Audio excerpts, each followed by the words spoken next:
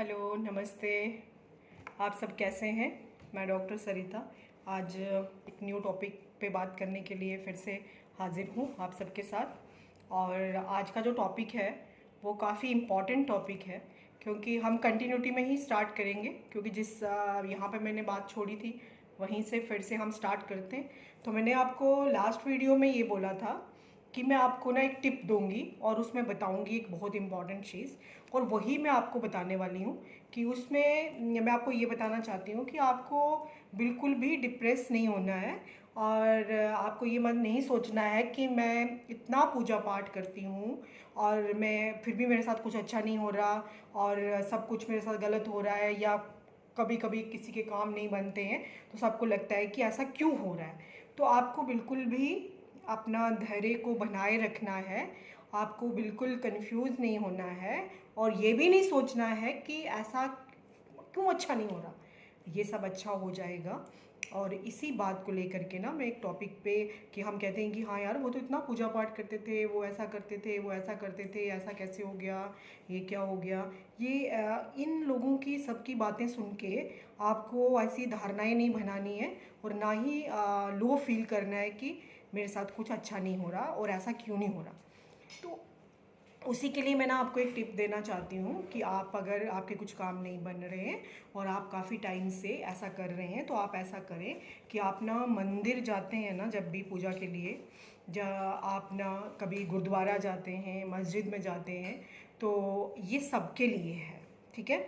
और आप जिस भी रिलीजन को मानते हैं, किसी भी ऐसी रिलीजियस प्लेस पे जाते हैं आप, तो आपने क्या करना है कि आपने जब भी, जैसे हम मान लो कि लेट करो कि आप ना, हम मंदिर के एग्जांपल ले लें, तो आप मंदिर से जब पूजा ख़त्म करके अपना जो भी आपका रिचुअल रहता है वो सारा फिनिश करके आप घर की तरफ वापस आ रहे हैं, और जब आप वापस आके मतलब वापस अपने घर की तरफ आ रहे हैं, तो आते टाइम, जाते टाइम नहीं, आते टाइम आपने क्या करना है कि मंदिर की जो सीढ़ियाँ होती हैं, हर मंदिर की मैंने सीढ़ी देखी है कि किसी भी हम टेंपल में जाते हैं, गुरुद्वारा में जाते हैं, मस्जिद में जाते हैं, तो थोड़ा सा ऊपर करके बना होता है, मतलब कुछ प्लेस होती हैं, मैक्सिमम प्लेसेस पे मैंने ऐसा ही देखा है। तो आपने जब भी बाहर निकलना है तो आपने सीढ़ी पे ना 10 मिनट बैठना है। अगर बहुत बिजी, सब बहुत बिजी हैं, किसी के पास टाइम नहीं है 10 मिनट्स का, तो 5 मिनट्स तो बैठ सकते हैं आप। बट जो भी हम काम करें वो रूटीन में करें।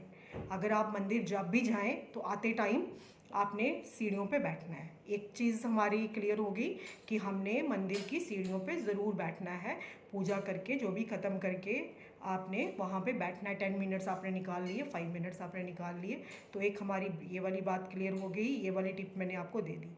और दूसरी चीज़ मैं आपको ये बताना चाहती हूँ कि आपने वहाँ बैठ के आप ये सोच सकते हैं कि भगवान ऐसा करो, इसके पीछे एक रीज़न है, वो भी मैं आपको कभी डिटेल में बताऊँगी क्यों हम ऐसा करते हैं, मंदिर की सीढ़ियों पे हम बैठते हैं और हमारा बड़ा अच्छी पॉजिटिव वाइब्स आती हैं।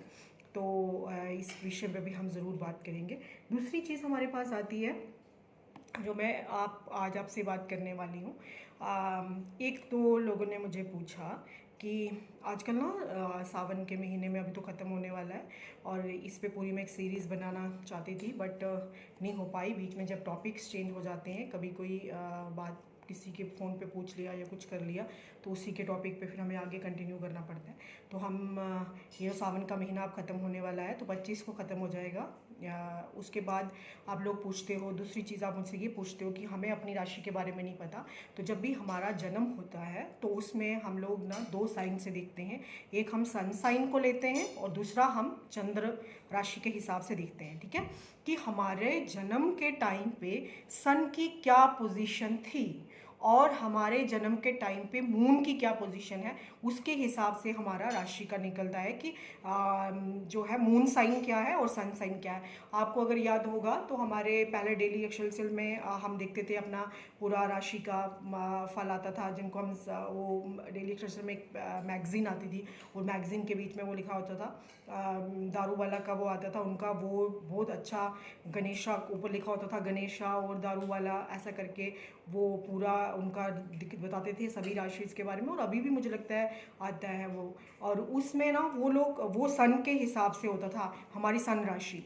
तो सन राशि उस समय सन कौन सी राशि में थे, तो हमारी वो सन राशि होगी। और मून का हो गया कि हमारी, कुछ लोग कहते हैं हमारी कुंडली में ये राशि है, बट नाम की ये राशि है और हमारा सन साइन ये है। तो ये इतना कंफ्यूज मत करो, इतना कंफ्यूजिंग मत बनाओ। अगर किसी को मून राशि नहीं पता कि जब हमारा जन्म हुआ तो चंद्रमा कौन सी राशि में था, टोटल 12 हैं, 12 जोडियक्स हैं, और 12 जोडियक्स के हिसाब से जब हमारा जन्म हुआ तो चंद्रमा जो थे वो कौन से जोडियक में थे, सन कौन से जोडियक में थे, उसी के हिसाब से होता है। तो कुछ नाम से प्रचलित नाम तो होते हैं आपके, जैसे कि वो घर में बड़े निकनेम से बुलाते हैं और बाहर, तो इस तरह से राशियों को निकाला जाता है। तो आप इतना मतलब ज़्यादा कन्फ्यूज़न करने की ज़रूरत नहीं है। आप अपने नाम की राशि से ही अगर आप देख रहे हैं तो वैसे ही देखें, अगर आप अपने चंद्रमा के हिसाब से देख रहे हैं तो वो ही देखें, ज़्यादा कन्फ्यूज़ होने की ज़रूरत नहीं है आपको। तीसरी चीज़, अब हम ये आती है कि हम लोगों का घर में कुछ लोगों ने पूछा कि हमारे घर में जो है बड़े बुजुर्ग भी और कुछ यंग जनरेशन भी आजकल बहुत डिप्रेस रहती हैं। चाहे आप इसको लेके, कोरोना को लेकर के देखें, आप बच्चे भी काफ़ी डिप्रेस रहते हैं। तो एक बड़ा मतलब कंजीनियल सा माहौल नहीं है। तो उसके लिए ना आप क्या करें कि मैंने आपको पहले तो बता दिया था मैंने फर्स्ट वीडियो में कि आप कौन सी पिक्चर लगाएंगे। तो श्री भगवत गीता मैंने अपने पास ही रखी हुई है, और मैं यही बताना चाहती हूँ आपको कि श्री भगवत गीता में ये इसलिए पास रखा ये बताने के लिए कि जब श्री कृष्ण भगवान ने अर्जुन को ज्ञान दिया था युद्ध भूमि में, तो वो वाली पिक ना आपको मिल जाएगी, गूगल करके देखो, मार्केट में जाओ, वहाँ पे से लेके आप फ्रेम करके ना ये वाली पिक आप अपने घर में ज़रूर लगाओ। बट लगानी कहाँ है वो डायरेक्शन में आज आपको बताने लगी हूँ, वही इम्पॉर्टेंट है कि किस प्लेस पे लगानी है। तो हमारी जो इमोशन की डायरेक्शन होगी, किसी ने भी मेरी वो पूरी ऑल डायरेक्शंस को लेकर के आधे घंटे की वीडियो नहीं देखी, वो आप सुने, मैंने उसमें बताया, और मैं आज फिर से बताने जा रही हूँ आपको कि वेस्ट नॉर्थ वेस्ट, WNW, ये जो वेस्ट नॉर्थ वेस्ट की डायरेक्शन होती है ये हमारी इमोशंस की डायरेक्शन होती है। और जो भी हमारे इमोशनल, जितने भी लोग डिस्टर्ब हैं इमोशनली, उनका जो डायरेक्शन है वो ये इसी डायरेक्शन को हमने ठीक करना है और इसके एलिमेंट को हमने एनहांस करना है। तो वहाँ पे हम ये वाला साइन अगर लगाते हैं, जो मैंने आपको बोला, ये वाली पिक लगाते हैं, और एक मतलब कि लाइटनिंग भी वहाँ हम करके, तो वहाँ से हम सारी नेगेटिविटी को ऑब्जर्व कर सकते हैं। तो आपने ये वाली पिक, आप मार्केट में जाएँ, उसको पूरा फ्रेम करवा के आप वेस्ट नॉर्थ वेस्ट में लगा दें, तो उससे आपको बहुत फ़र्क पड़ जाएगा। और ये चीज़ें बताना बहुत ज़रूरी था, क्योंकि अभी हमारे बच्चों को लेकर के कईयों का नीट का एग्ज़ाम जो है वो क्वालिफाई नहीं हुआ, कईयों को अपने अपने टाइप की जो है वो टेंशन्स हैं, डिप्रेशन है, एंग्जाइटी है। जो आप मेडिसिन आपको डॉक्टर्स ने दी है वो आप खाएं, मैं नहीं कह रही हूँ आपको, मैं उस साइंस से और इन सब चीज़ों से हट के उनको बिल्कुल वो करके, वैसे वाली बात नहीं है, ये वैसे वाली पंडित टाइप का आपको नहीं बताया जा रहा। हमें ये बताना चाहती हूँ कि एटलीस्ट हम इंडियंस हैं, और हमारे भारत में हम रहते हुए अगर बाहर की सारी कंट्रीज़ हमारी इन चीज़ों को धीरे धीरे स्टेप बाय स्टेप अडॉप्ट कर रही हैं, तो हमें अपने रिलीजन के बारे में, हमें अपनी कंट्री की वैल्यूज़ के बारे में, हमें हर चीज़ की वैल्यूज़ के बारे में पता होना चाहिए। भाई ये जनरल चीज़ें हैं, ये तो हम सबको पता होनी चाहिए। हम लोगों को ये सब चीज़ें पता नहीं हैं, उसी की वजह से हम मतलब अपने पाथ से ना हट रहे हैं। तो मैं ये चाहती हूँ कि एटलीस्ट ये कॉमन चीज़ें हैं, इतनी सी बातें तो हम सबको पता होनी चाहिए, हमारे बच्चों को पता होनी चाहिए, बिकॉज मॉरल वैल्यूज़ नहीं है और फिर हम आगे बढ़ के भी क्या करेंगे। मुझे जहाँ तक लगता है, मे बी आपको सबको लगता हो, बट हमारे लिए मॉरल वैल्यूज़ का होना मुझे लगता है कि बहुत ज़रूरी है। और अपने रिलीजन के बारे में, अपने धर्म के बारे में जानना भी हमारा फ़र्ज़ है, और ये सब कॉमन चीज़ें हैं, ये हमें पता होनी चाहिए। श्री भगवत गीता क्या कहती हैं। हाँ, और आप सबके बड़ों के आशीर्वाद से और छोटों के सहयोग से मैं ना, मेरे माइंड में एक हफ्ते से एक बहुत चीज़ जो है वो आ रही है ध्यान, और मेरे को बार बार वो मन कर रहा है।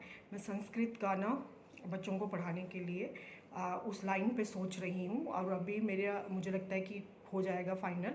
कोई टीचर हम ढूंढ रहे हैं जो बच्चों को संस्कृत पढ़ाए, और आप सब जो हमारे जितने भी बड़े हैं जो इन मेरी वीडियोस को देखते हैं, उनका आशीर्वाद को चाहिए, और सब छोटों के हेल्प से और आप सबका सहयोग चाहिए मुझे। उससे मैं चाहती हूँ कि संस्कृत जो है वो हम बच्चों को पढ़ाना शुरू करें, हमारी बाकी की एजुकेशन के साथ 1 आवर के लिए, 1 घंटे के लिए। मैं चाहती हूँ कि हम ऐसा स्टार्ट करें। मैं अपना रूम वगैरह सब फ्री दे के, और एक मुझे टीचर, संस्कृत टीचर की ज़रूरत है, वो मैं जल्दी ही फाइंड आउट करके सबको मैं ये वाला चाहती हूँ कि थोड़ी थोड़ी संस्कृत, मुझे पंडित नहीं बनाना किसी को, बट मुझे थोड़ा सा उन बच्चों को मैं चाहती हूँ कि गाइडेंस मिले। तो थैंक यू। नेक्स्ट वीडियो में हम कोई और नई बात करेंगे। मेरी वीडियोस को ज़रूर लाइक करें, शेयर करें, और जिन्होंने मेरा चैनल सब्सक्राइब नहीं किया है तो प्लीज़ सब्सक्राइब। Thank you.